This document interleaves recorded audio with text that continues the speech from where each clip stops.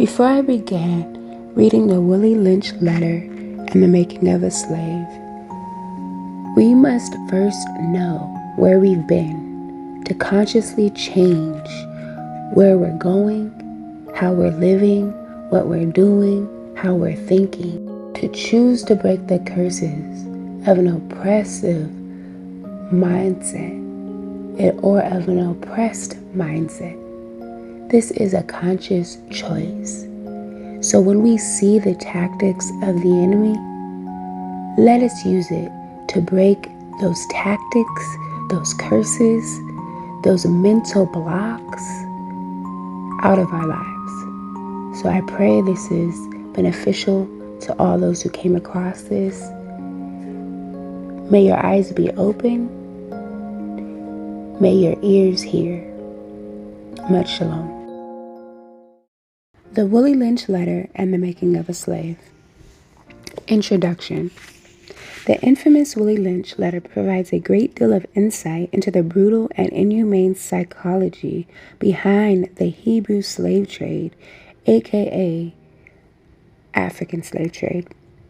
The materialistic viewpoint of Southern plantation owners was slavery was a business led to slave victims being treated as merely subhuman pawns in an economic game of debauchery, crossbreeding, interracial rape, and mental conditioning.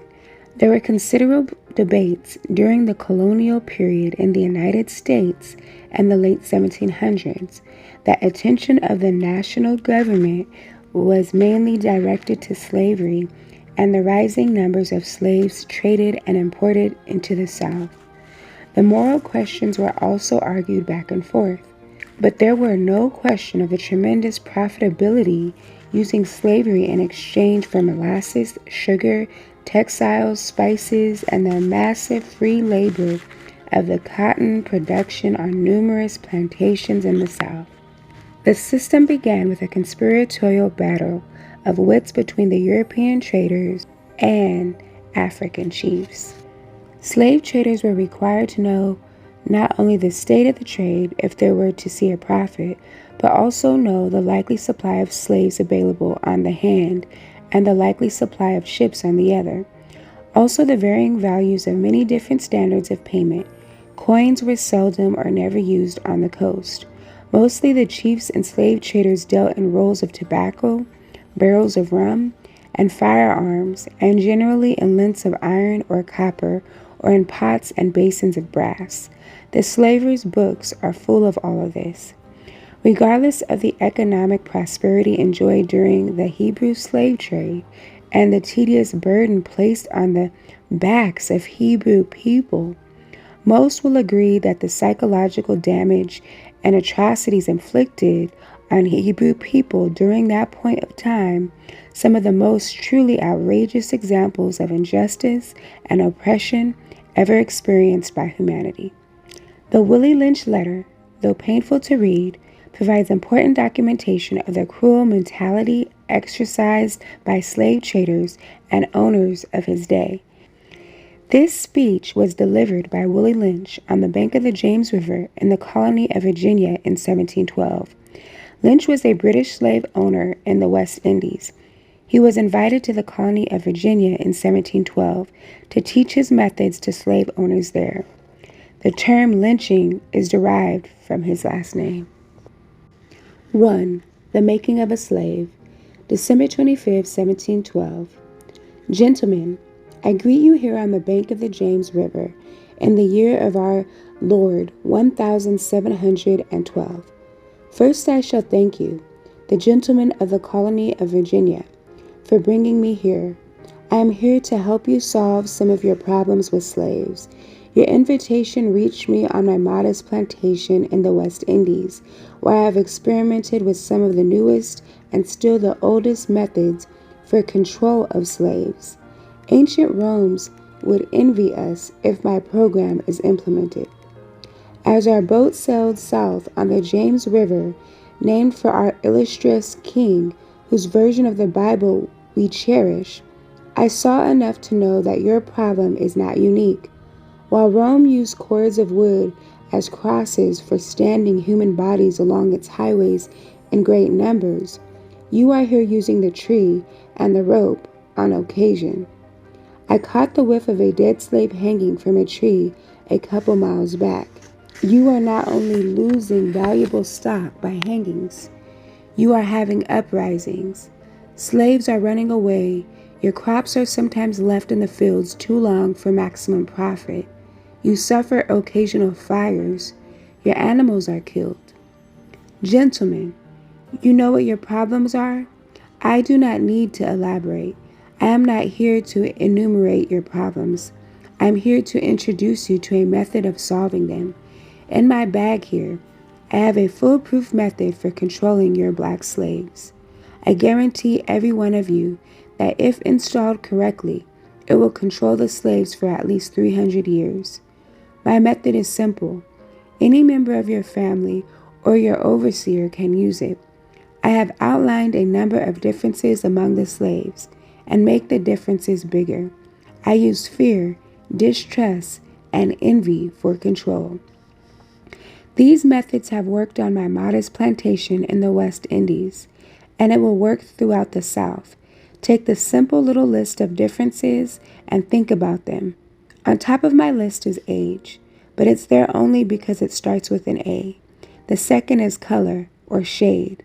There is intelligence, size, sex, size of plantations, and status on plantations, attitude of owners, whether the slaves live in the valley, on a hill, east, west, north, south, have fine hair, coarse hair, or is tall or short.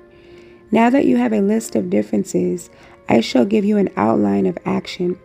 But before that, I shall assure you that distrust is stronger than trust, and envy stronger than the adulation, respect, or admiration.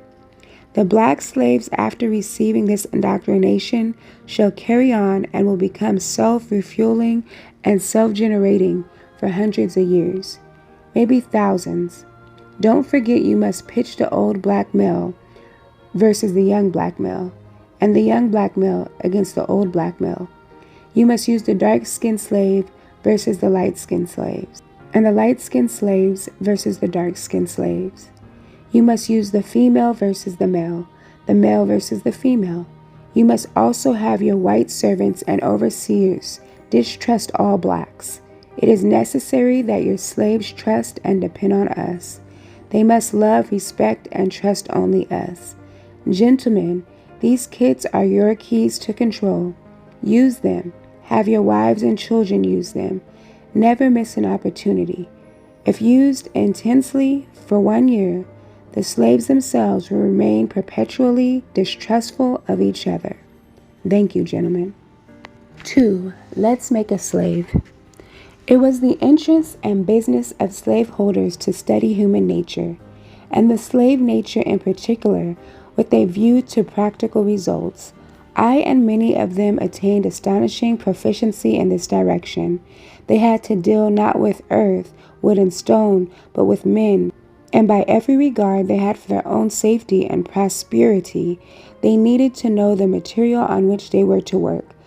Conscious of the injustice and wrong, they were every hour perpetuating and knowing what they themselves would do. Were they the victims of such wrongs? They were constantly looking for the first signs of the dreaded retribution. They watched, therefore, with skilled and practiced eyes, and learned to read with great accuracy the state of mind and heart of the slave. Through his sable face, unusual sobriety, apparent abstractions, surliness, and indifference indeed, any mood out of the common was afforded ground for suspicion and inquiry. Let us make a slave. What do we need? First of all, we need a black nigger man, a pregnant nigger woman, and her baby nigger boy. Second, we will use the same basic principle that we use in breaking a horse, combined with some more sustaining factors. What we do with horses is that we break them from one form of life to another. That is, we reduce them from their natural state in nature, whereas nature provides them with the natural capacity to take care of their offspring. We break the natural string of independence from them and thereby create a dependency status so that we may be able to get from them useful production for our business and pleasure. 3. Cardinal principles for making a Negro. For fear that our future generations may not understand the principles of breaking both of the beasts together, the nigger and the horse, we understand that short-range planning economics results in periodic economic chaos, so that to avoid turmoil in the economy, it requires us to have breadth and depth in long-range, comprehensive planning, articulating both skill-sharp perceptions. We laid down the following principles for long-range, comprehensive economic planning. Both horse and niggers is no good to the economy in the wild or natural state. Both must be broken and tied together for orderly production. For orderly future, special and particular attention must be paid to the female and the youngest offspring. Both must be crossbred to produce a variety and division of labor. Both must be taught to respond to a peculiar new language. Psychological and physical instruction of containment must be created for both. We hold the 6 cardinal principles as truth to be self-evident, based upon the following: the discourse concerning the economics of breaking and tying the horse and the nigger together, all inclusive of the 6 principles laid down about. Note: neither principle alone will suffice for good economics. All principles must be employed for orderly good of the nation. Accordingly, both a wild horse and a wild or nature nigger is dangerous, even if captured, for they will have the tendency to seek their customary freedom, and in doing so might kill you in your sleep. You cannot rest. They sleep while you are awake, and are awake while you are asleep. They are dangerous near their family house, and it requires too much labor to watch them away from the house. Above all, you cannot get them to work in this natural state. Hence, both the horse and the nigger must be broken. That is, breaking them from one form of mental life to another. Keep the body, take the mind. In other words, break the will to resist. Now, the breaking process is the same for both the horse and the nigger, only slightly varying in degrees. But as we said before, there is an art in long-range economic planning. You must keep your eye and thoughts on the female and the offspring of the horse and the nigger. A brief discourse in offspring development will shed light on the key to sound economic principles. Pay little attention to the generation of original breaking, but concentrate on future generations. Therefore, if you break the female mother, she will break the offspring in its early years of development, and when the offspring is old enough to work, she will deliver it up to you. For her normal female protective tendencies will have been lost in the original breaking process. For example, take the case of the wild stud horse, a female horse, and an already infant horse, and compare the breaking process with 2 captured nigger males in their natural state. A pregnant nigger woman with her infant offspring. Take the stud horse, break him for limited containment. Completely break the female horse until she becomes very gentle, whereas you or anybody can ride her in her comfort. Breed the mare and the stud until you have the desired offspring. Then you can turn the stud to freedom until you need him again. Train the female horse whereby she will eat out of your hand, and she will in turn train the infant horse to eat out of your hand also. When it comes to breaking the uncivilized nigger, use the same process, but vary the degree and step up the pressure, so as to do a complete reversal of the mind. Take the meanest and most restless nigger, strip him of his clothes in front of the remaining male niggers, the female and the nigger infant. Tar and feather him, tie each leg to a different horse, faced in opposite directions, set him afire and beat both horses to pull him apart in front of the remaining nigger. The next step is to take a bull, whip and beat the remaining nigger male to the point of death in front of the female and the infant. Don't kill him, but put the fear of God in him, for he can be useful for future breeding. 4. The breaking process of the Hebrew, aka African woman. Take the female and run a series of tests on her to see if she will submit to your desires willingly. Test her in every way, because she is the most important factor for good economics. If she shows any sign of resistance and submitting completely to your will, do not hesitate to use the bullwhip on her to extract the last bit of resistance out of her. Take care not to kill her, for in doing so you spoil good economic. When in complete submission, she will train her offsprings in the early years to submit to labor when they become of age. Understanding is the best thing. Therefore, we shall go deeper into the area of the subject matter concerning what we have produced here in this breaking process of the female nigger. We have reversed the relationship in her natural uncivilized state. She would have a strong dependency on the uncivilized nigger male, and she would have a limited protective tendency toward her independent male offspring, and would raise male offspring to be dependent like her. Nature had provided for this type of balance. We reversed nature by burning and pulling a civilized nigger apart and bullwhipping the others to the point of death, all in her presence. By her being left alone, unprotected, with the male image destroyed, the ordeal caused her to move from her psychological dependent state to a frozen independent state. In this frozen psychological state of independence, she will raise her male and female offspring in reversed roles. For fear of the young male life, she will psychologically train him to be mentally weak and dependent but physically strong. Because she has become psychologically independent, she will train her female offsprings to be psychologically independent. What have you got? You've got the nigger woman out front and the nigger man behind and scared. This is a perfect situation of sound sleep and economics. Before the breaking process, we had to be alertly on guard at all times. Now we can sleep soundly, for out of frozen fear his woman stands guard for us. He cannot get past her early slave molding process. He is a good tool, now ready to be tied to the horse at a tender age. By the time a nigger boy reaches the age of 16, he is soundly broken in and ready for a long life of sound and efficient work and the reproduction of a unit of good labor force. Continually through the breaking of uncivilized savage nigger, by throwing the nigger female savage into a frozen psychological state of independence, by killing of the protective male image, and by creating a submissive dependent mind of the nigger male slave, we have created an orbiting cycle that turns on its own axis forever. Unless a phenomenon occurs and reshifts the position of the male and female slaves. We show what we mean by example. Take the case of the two economic slave units and examine them closely. 5. The nigger marriage. We breed 2 nigger males with 2 nigger females. Then we take the nigger males away from them and keep them moving and working. Say one nigger female bears a nigger female and the other bears a nigger male.